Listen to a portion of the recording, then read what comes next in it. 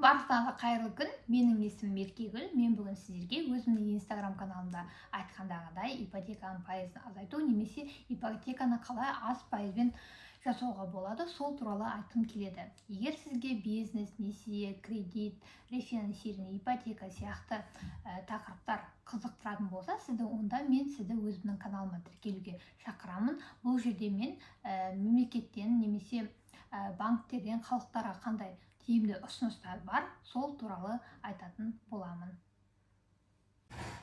Енді қараңыздар, өздеріңіз білесіздер, бізде Қазақстанда бірнеше ірі банктер бар. Әр банктерде ай сайын немесе квартал сайын өздерінің клиенттеріне арналған выгодный, яғни тиімді несиелері пайда бола бастайды. Ондай несиелер бар болған жағдайда мен міндетті түрде YouTube және Instagram каналыма салатын боламын. Солардың бірі мінекей ипотеканы рефинансирование жасау. Яғни, егер бұрындары сіз ипотеканы көп пайызбен алып қойған болсаңыз, онда сіз оны төмен пайызбен рефинансирование жасай аласыз.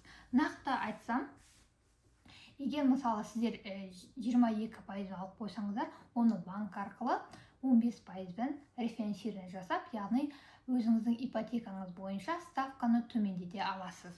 Бұл қай банк? Қазір сіздерде экранда шығатын болады, примерный график платежей, соларға қарап жасауыңызға болады. Енді қазір мен сіздерге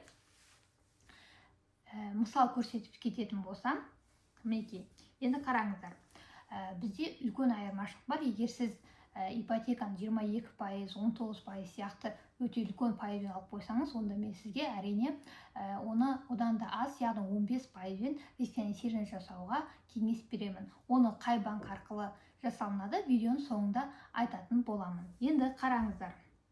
Егер мысалы сіз үйіңіз 20 миллион теңге тұратын болса, первоначальный взнос 50 мың теңге салған болсаңыз, онда сіздің ипотекаңыздың, яғни залоговый кредиттің құны 15 миллион теңге болады.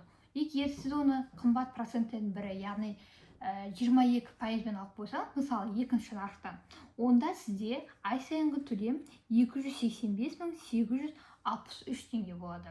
Енді қараңыздар, тура осы несиені сіз бір жылды төлегеннен кейін оны рефинансирование жасауға болады. Сонда сіздің ставкаңыз төмендейді. Мысалы, тура сол 15 миллион теңгені сіздер 15%-бен алатын болсаңыздар, онда ай сайынғы төлем сіздерде 242.002 теңге шығатын болады. Енді салыстырып қарайтын болсақ, бұрын сіздер жаңа 15 миллион теңге алып, ай сайын 285 мың теңге 15 айға төледіңіздер. Сонда сізде переплата 36 миллион 455 мың теңге болды. Ал енді сіздер рефинансирование жасайтын болсаңыздар, яғни пайызды 15%-ға дейін төмендететін болсаңыздар, онда сіздерде ай сайынғы төлем 242.002 теңге болады, және оны 10 ай бойы төлейсіздер. Сонда сізде 15% бойынша переплата 14 миллион 40 мың теңгені құрайды. Яғни, егер сіз 22%-бен алатын болсаңыздар, онда переплата 36 миллион теңге, ал 15%-бен алатын болсаңыздар, онда переплата 14 миллион теңгені құрайды. Енді қараңыз, 22%-бен 15%-дің айырмашылығы осы. Енді бұндай рефинансирование қай банк жасайды? Бұндай рефинансирование бізде Forte банк жасайды. Және де бұл әрдайым бола бермейді. Қазір сіздерде мына жерде график шығатын болады. Сол графикке қарап, өздеріңізге де расчет жасап алуларыңызға болады. Егер осы ипотеканы, яғни рефинансированияны тиімді деп ойласаңыздар, әрине Forte банктың отделениесіне барып, сол жерде рефинансирование жасауларыңызға болады.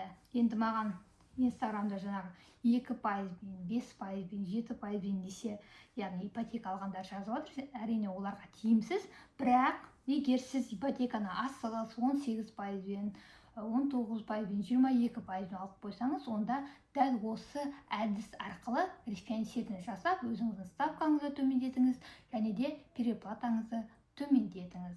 Дәл қазір өздеріңіз жағы договор куплик-продаж қағаздарыңыз бар, соның бәрін жинап, банктың отделениесі, яғни Forte банктың отделениесіне барып, ипотекаға өтініш, рефинансированияға өтініш қалдыруларыңызға болады. Ал енді видео ұнаса лайк басыңыздар, достарыңызбен және туыстарыңызбен бөлісіңіздер. Алдағы уақытта да осындай тиімді ұсыныстар болып жатса, міндетті түрде мен сіздерге хабарлайтын боламын. назарларыңызға рахмет.